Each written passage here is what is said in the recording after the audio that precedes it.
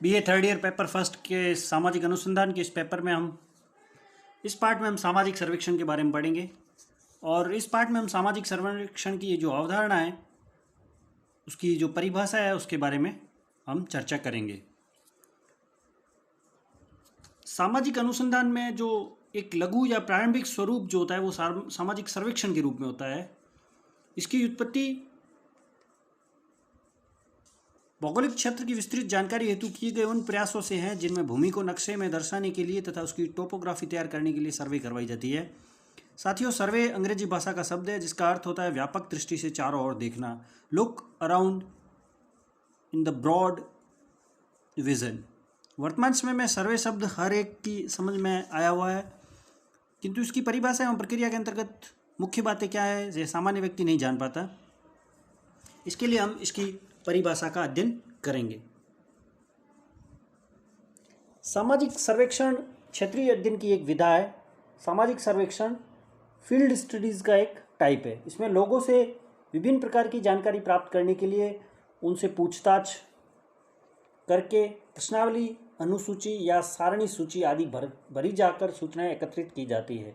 अर्थात जब हमें सर्वे के माध्यम से जानकारी एकत्रित करनी होगी तो हमें उसके कुछ जानकारी एकत्रित करने के कुछ जो मेथड है, जैसे प्रश्नावली है, अनुसूची है या सारणी सूची है आदि भरी जाकर सूचनाएं एकत्रित की जा सकती है। वह सूचना एकत्रित करने का कार्य कोई प्रयोजन या उद्देश्य निर्धारित करके किया जाता है कि किस किस प्रकार की जानकारी लोगों से प्राप्त करनी है। अर्थात जब हम अनुसूची या प्रश्नावली का निर्माण करेंगे तो हमारा मुख्य उद्देश्य हमारा निर्धारित होगा कि हमें किस प्रकार के लोगों से जानकारी और किस प्रकार की जानकारी भी लोगों से लेनी है, जो हम इस सर्वेक्षण में लेंगे। जानकारी प्राप्त करने के बाद उसका विश्लेषण सारणियों के माध्यम से किया जाता है और तभी यह सर्वेक्षण पूर्ण होता है। अर्थात सर्वेक्षण में जिन तथ्यों की हम जानकारी लेते हैं उनको हम सारणियों में बांटते हैं। सारणीयन होने के बाद हम उस सर्वेक्षण को पूर्ण कह सकते हैं। वैसे समाजशास्त्री कोश के अनुसार सामाजिक सर्वेक्षण की जो परिभाषा दी गई है वो इस प्रकार से है: किसी विशिष्ट भौगोलिक, सांस्कृतिक, प्रशासकीय क्षेत्र में निवास करने वाले व्यक्तियों के सामाजिक जीवन से संबंधित तथ्यों के व्यवस्थित संकलन की विधि को सामाजिक सर्वेक्षण कहते हैं। किसी विशिष्ट भौगोलिक, सांस्कृतिक अथवा प्रशासकीय क्षेत्र में निवास करने वाले व्यक्तियों के सामाजिक जीवन से संबंधित तथ्यों के व्यवस्थित संकलन की विधि को सामाजिक सर्वेक्षण कहते हैं। देखिए, इस परिभाषा में कोई विशिष्ट भौगोलिक, सांस्कृतिक या प्रशासकीय क्षेत्र होगा जिसमें रहने वाले जो लोग हैं उनके सामाजिक जीवन से संबंधित तथ्य जो है उनका व्यवस्थित संकलन करने की विधि सामाजिक सर्वेक्षण है। अतः सामाजिक सर्वेक्षण तथ्य संकलन की एक ऐसी वैज्ञानिक विधि है जिसमें साक्षात्कार अथवा प्रश्नावली के माध्यम से सूचनादाताओं के एक लघु या वृहद वर्ग से विधिवत एवं क्रमबद्ध रूप से प्रश्नोत्तर द्वारा तथ्यात्मक अथवा विचारात्मक सूचना एकत्रित की जाती है। C.A. मोजर ने सामाजिक सर्वेक्षण को उद्देश्य एवं विषय वस्तु के आधार पर परिभाषित किया। उद्देश्य की दृष्टि से सामाजिक सर्वेक्षण ऐसा अध्ययन है जो सार्वजनिक जीवन के कुछ पहलुओं पर प्रशासनिक आंकड़ों की आवश्यकता के अनुसार अथवा कार्य कारण संबंधों की जांच करने हेतु संपन्न किया जाता है। इसमें विविध स्तरों के परिवारों की आमदनी, खर्च, शिक्षा का स्तर, मकानों की प्रकृति, भूस्वामित्व आदि आंकड़े एकत्रित किए जाते हैं और इन आंकड़ों का वर्णन उपयोगी माना जाता है। अब हम देखते हैं सामाजिक सर्वेक्षण को डेजिन ने पद्धति शास्त्री तकनीक के आधार पर किस प्रकार परिभाषित किया।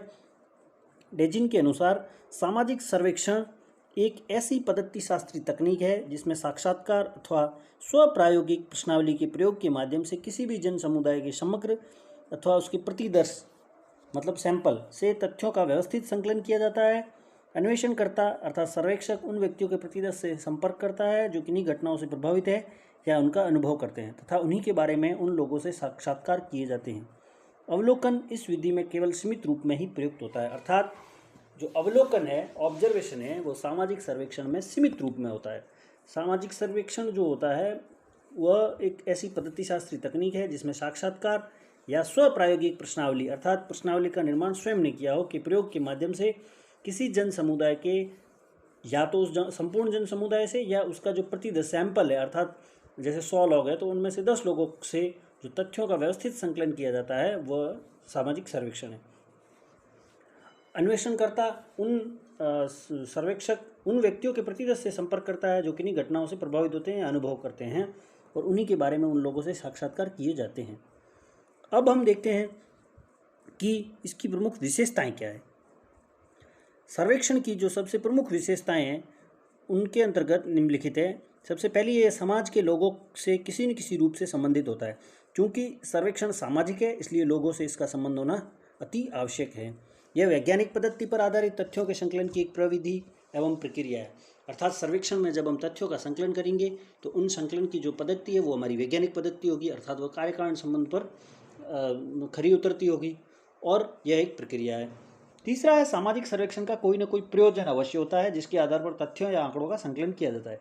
यह भी बात सही है कि सामाजिक सर्वेक्षण का कोई ना कोई प्रयोजन अर्थात उद्देश्य होता है और उन्हीं उद्देश्यों के आधार पर हम तथ्यों या आंकड़ों का संकलन करते हैं। इसमें प्रश्नावली या अनुसूची या निर्देशिका आदि उपकरणों की सहायता से तथ्य संकलन होता है। सर्वेक्षण में जो तथ्य संकलन के जो आधारभूत जो मानक हैं वो या तो प्रश्नावली होगी या अनुसूची होगी या निर्देशिका होगी। प्रमापनों एवं निक्षेपी विधियों का प्रयोग भी किया जा सकता है। फिर है तथ्य संकलन की संपूर्ण प्रक्रिया फील्ड स्टडीज के रूप में प्रयुक्त होती है। जो हमारा जो फील्ड स्टडीज़ है वो ही हमारा आधार होता है फैक्ट फाइंडिंग का। फिर है सामाजिक सर्वेक्षण में ऐतिहासिक एवं साहित्यिक तथ्यों को प्राथमिकता नहीं दी जाती बल्कि लोगों द्वारा दी गई सूचना को ही आंकड़ों का आधार बनाया जाता है। इसमें हम ऐतिहासिक और साहित्यिक तथ्यों को प्राथमिकता नहीं देते बल्कि लोगों द्वारा जो सूचना दी जाती है अर्थात अनुसूची या प्रश्नावली के माध्यम से उनको हम आधार बनाते हैं। फिर है सामाजिक सर्वेक्षण में ऐतिहासिक व साहित्यिक तथ्यों को प्राथमिकता नहीं दिया जाता है। फिर है तथ्य संकलन या क्षेत्रीय अध्ययन में संपूर्ण समूह समुदाय संगठन के लोगों को भी लिया जा सकता है। जैसे जनगणनात्मक सर्वेक्षण है, सेंसस सर्वे है, अथवा निदर्शन की इकाइयों के रूप में कुछ निर्धारित लोगों को चुनकर उनसे सूचना एकत्रित की जा सकती है, जैसे निदर्शन सर्वेक्षण में होता है। फिर है संकलित सामग्री का तथ्य विश्लेषण करने के लिए वर्गीकरण एवं सारणीयन के आधार पर आंकड़ों के रूप में तथ्यों को व्यवस्थित रूप से प्रस्तुत किया जाता है। अर्थात जब हम सामग्री को संकलित कर देते हैं तो उनका विश्लेषण या वर्गीकरण हम सारणीयन के माध्यम से आंकड़ों के रूप में तथ्यों को व्यवस्थित करके हम प्रस्तुत करते हैं। फिर है संपूर्ण सामाजिक सर्वेक्षण की प्रक्रिया में सर्वेक्षक निर्व्यक्तिक भाव से तथ्यों का ऑब्जेक्टिविटी के आधार पर अपना प्रतिवेदन देता है। अर्थात जैसे उसने तथ्य प्राप्त किए हैं वैसे ही प्रस्तुत करेगा, चाहे उसे अच्छे लगे या बुरे लगे, उसके पक्ष में उसका परिणाम हो या विपक्ष में हो, लेकिन उसको जैसे उसने सामाजिक सर्वेक्षण के दौरान सर्वेक्षक ने ऑब्जेक्टिव टाइप से जो निर्व्यक्तिक भाव से जो तथ्यों का जो ऑब्जेक्टिविटी है उसके आधार पर वो अपना प्रतिवेदन देगा। और अंतिम में सामाजिक सर्वेक्षण के विविध कारकों